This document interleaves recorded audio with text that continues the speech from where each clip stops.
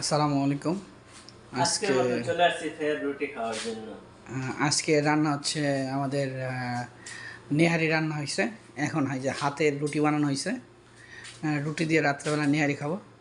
আমাদের রেজাউল ভাই, চাস্তো ভাইয়ের অন্তত এই রান্না বাড়ার দিকে অনেক প্রচুর পরিমাণ ধৈর্য আছে আল্লাহর রহমতে। এ হলো রুটি, আর রুটি বানানোর দায়িত্ব থাকে আমাদের সবসময় আমাদের খালাতো ভাই মোহাম্মদ আলামিন। এই আজকে তাইলে কি হইতেছে, আজকে কিসের পায়া রান্তাছি আমরা? আজকে উটের পায়া রান্না হয়ে গেছে। এখন শুধু আমরা হাতের রুটি বানাইতেছি। রাত্রেবেলা রুটি আর উটের পায়া দিয়ে নেহারি খাওয়া হবে। শুক্রবার দিন আমাদের ক্যাম্প বন্ধ, আমাদের কাজ নেই, এর জন্য হাতে সময় ছিল, এর জন্য বানানো হইতেছে। আলহামদুলিল্লাহ অনেক কার্যক্রম ভালোই ছিল। শুক্রবার দিন মোটামুটি সবাই, আমাদের তাওয়া নাই এই কারণে যে তেলের যে আমরা ফ্রাই প্যান যেটা মাছ ভাজি ওইটা দিয়ে আল্লাহর রহমতে চালাই দিতেছি, কিছু করার নাই।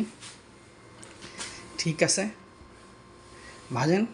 রেজাল্ট ভাই এক বাস।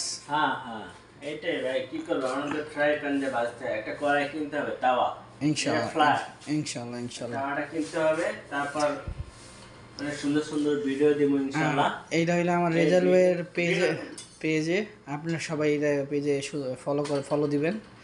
অবশ্যই সুন্দর সুন্দর কিছু ভিউ পাবেন, সুন্দর সুন্দর লোকেশনের কিছু দেখতে পারবেন।